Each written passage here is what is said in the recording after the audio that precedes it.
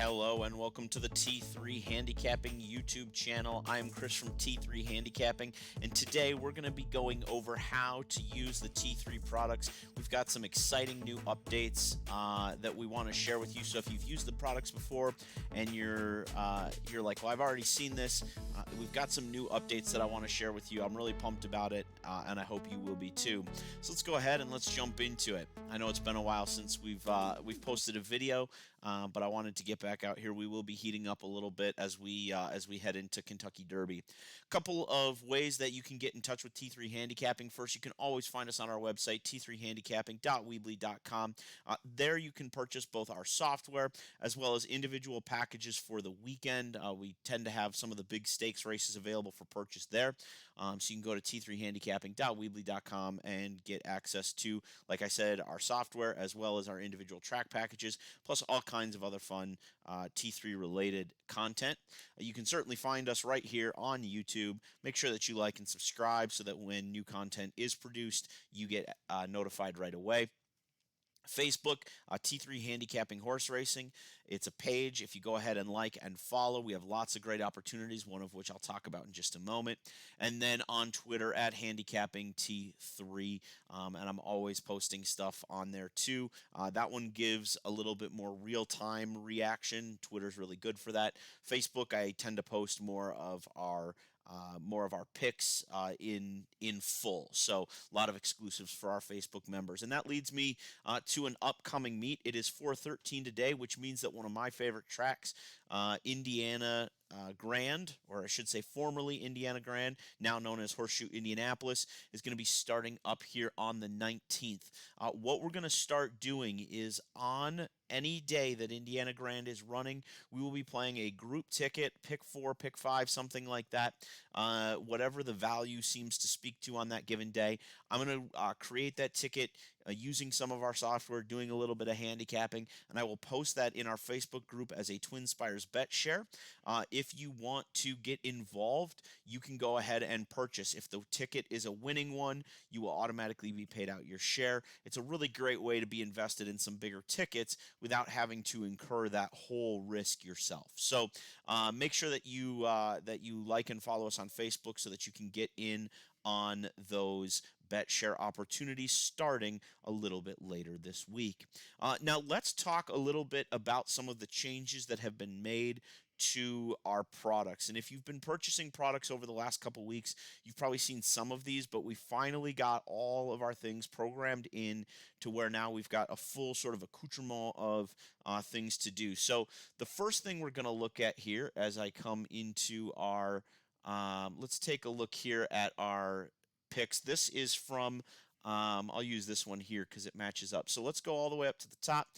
When you purchase our picks, one of the things that you're going to get is the pick sheet. The pick sheet's always going to come at the top, and it's a breakdown of how we feel the races are going to shape out. And I'm going to make this a little bit bigger here.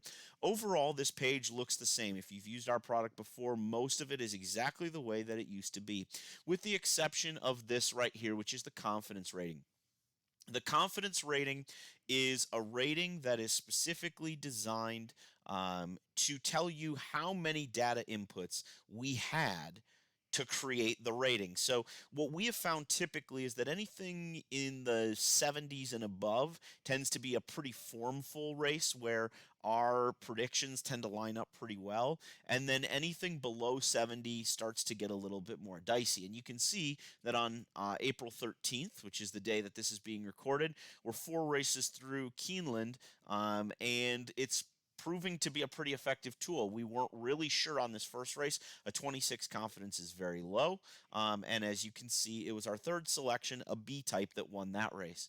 Then we had 270s, those high confidence races, and it was pretty easy picking. Nepotism, who was one of our top plays, and then Frills was the number 9 horse here, and that horse was an A as well. So you could have used those confidence ratings to really help yourself gauge which pool or how many horses you should have been including on this pick sheet, and it would have served you really well. The results not typical, but it's good to see that those kind of things are available. The proof will be in the pudding here with Buckingham Prince when the 5th race goes off. We're just a few minutes from that right now. Here you can see another race where I wasn't quite sure. The model was didn't have a lot of data points. And sure enough, look at where the winner came from, way down in our C group.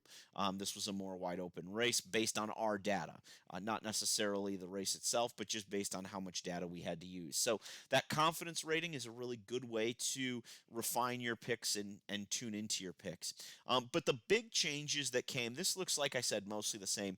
The big changes have come now to the subsequent sheets, the race summaries. And I'm going to start, you can see here, race number 1 is not a great example because race number 1 was mostly first time starters. So let's go ahead then and jump down here to race number 2. This is where you can really see a lot of the changes. So with this, you can see a lot of it still looks the same, but we have added a couple really good features that I think you're going to like. The first one is that we have added a distinction for that confidence rating. So the confidence rating you saw up above, you can also see down here on the sheet. Another addition comes up here in the ribbon, and that is you'll notice that race 2 has a little asterisk. That indicates that this is a maiden claimer, a maiden special weight, a starter race, one where the horses are really young and inexperienced. And when I started this, when this was a pen and paper system way back at the beginning of the creation of the T3 system, I started by using breeding ratings as sort of my barometer for class when they were young because they really hadn't faced anything. And then as I started to automate and build the original system and wanted to really fine tune winners, I moved away from that and I went to a straight class rating. And that's what you've been seeing on these things for the last several months. However, now you can see that when it identifies as a maiden race or a starter race, it's going to go ahead and provide a little asterisk up here, and it's going to share with you that the class reflects pedigree, not previous races. So we then assign it a rating based on its pedigree ratings and how well we feel it should run in this condition rather than based on its power rating. So this class, you can see normally in this case with a class level 15, we would usually see these numbers much closer to that, somewhere in the, probably 10 to 17, 18 range. And here you can see 46, 53, 58. Remember, this is an inverse metric, so lower is better. Normally, this would strike you as like, whoa, why are these horses so far off? Well, again, that star indicates, hey, this is going off of their breeding, not based off of their class. I think if we go to race number 3 was another situation. You can see that race number 4, same thing. Keeneland on a Wednesday. You got to love it. Okay, this one, you'll notice race number 5 does not have it, and then you can see the class much more closely resembles the class that we're running in today. Let's head back up to race number 2 for more of the new special features. So the other thing that you will notice is there's been a little bit of a change to these rating scales. And the biggest one that you'll notice is that because ability rating, which is what this was previously being identified for across all horses, got moved now and is part of the class designation. And so with that, I was able to bring back in a rating that I created at the very beginning of the system, and I really, really liked it. It was a great way to find long shots, and it's a heart rating. It's basically a quantification of how much the horse wants to fight. And it gets elevated for like leaders that want to fight, leaders that want to get on the lead and not give it up. It gives them a little bit of extra, whereas a closer who wants to like blow past horses doesn't get the same edge in heart. So higher the better on this one, and then you can see that.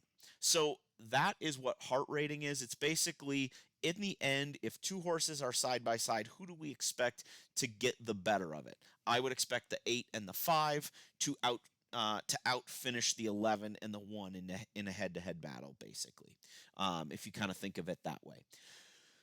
So that's our big changes to the class as well as to the rating system. And then that leads us over here where probably the most changes occurred. First of all, heart rating got brought back into the middle. I have found this heart rating to be a really great way to identify potential long shots, especially underneath in exactas and trifectas. So as you're putting together those tickets, using that heart rating can be a really great way to to amplify your value. Because a lot of times you'll find horses there that don't always make sense in a lot of other places, and they can often fill out the bottoms of exactas and tries to make things really profitable for you.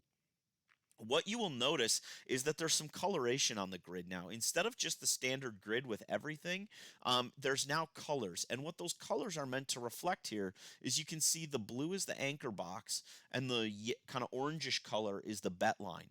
So basically, these are suggested wagers. When we talk about putting together horizontal or vertical wagers with the T3 system, we're talking about using these bet lines, tic-tac-toe 3 in a row. So you would go like 4-8-6, 4-5-8. But not every race is exactly the same. We've done a lot of studies based on past performance about what types of races produce certain types of outcomes. So this race is a maiden race. With maiden races, we found that these two inverse bet lines actually produce the best outcome. So that's winners plus profitability, right?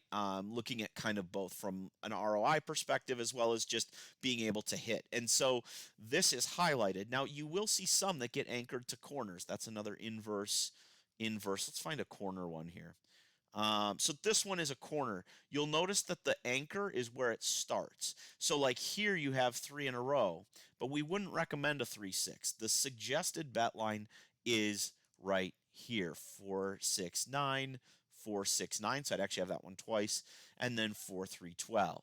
So I wouldn't play that one because it doesn't include an anchor horse. So the anchor and the coloration is just designed to show you what bet lines we would recommend based on past performance. Now, those are not guaranteed to win. It's not guaranteed to turn a profit over time. It's just based on our experience and based on looking at a lot of different races. These are the types of races that tend to produce an inverse one like this. The one we just looked at, race number 5, tended to produce a more linear from speed type horses. On dirt, speed tends to be a bigger factor. On turf, class tends to be a bigger one. In maiden races of any kind, we find that these, sort of inverse factors produce big payouts when there's a lot of unpredictability. In dirt, like claiming races, a lot of times you'll see form that's really important. So we have basically drawn up the formula to assess what type of race it is and what type of bet lines we suggest. Now, if you really love the 6 in this race, the 6 is not here. And so then maybe you would instead decide to play through the 6. But this is meant to give you sort of a suggestion as to how to play. It's not feasible to play every single 3 in a row on the grid.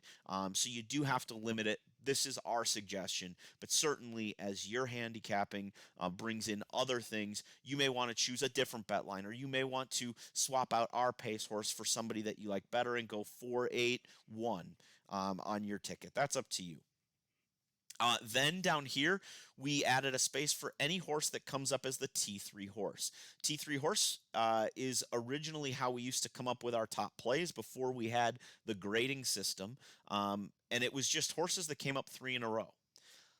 If you have a horse that shows up 3 in a row anywhere on this grid, they end up down here, and then it tells you how many bet units we recommend. So this was a 5 bet unit. So if you're betting $2, that'd be a $10 wager. And on a $2 wager, it paid $3.80 for the win. So a nice little way to determine when you're playing win candidates. You can see up here we have none. Then we had the 8, and then we have none, and then we had the 3 who actually didn't hit the board. What we typically recommend with these horses down here is if they're first here and first there, bet them to win.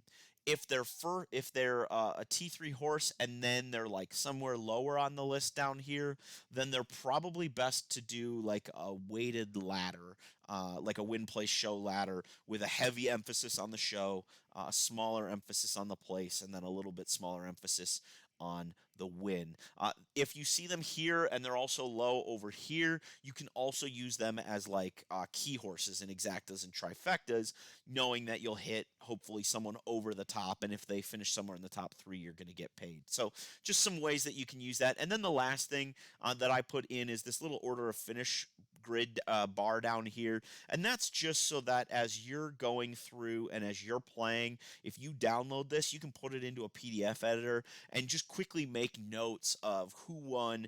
It makes it really easy to document how you're going on the given day. So those are a lot of the big changes that have come through. If you're planning to use our information for this weekend's Count Fleet Sprint from Oaklawn, we'll also have the Keeneland races both on Friday and Saturday. So make sure that you go on our website and purchase those. It will be either $2 per track, or you can buy all three of this weekend's races for just $5. So save yourself a little bit of money there. Um, Again, that will all be available on our website, and then you can always follow just our picks through Facebook, Twitter, etc. But if you want the full race summaries and the pick sheets like this, go to our website and purchase. Like I said, we'll have Keeneland Friday as well as Keeneland Saturday and Oaklawn Saturday available here in the next couple of days. It is currently Wednesday. We should have those up and finalized by Thursday if you wish to purchase. So, with that, I hope you enjoy the new additions to the T3 handicapping products. Good luck, and as always, cash those tickets.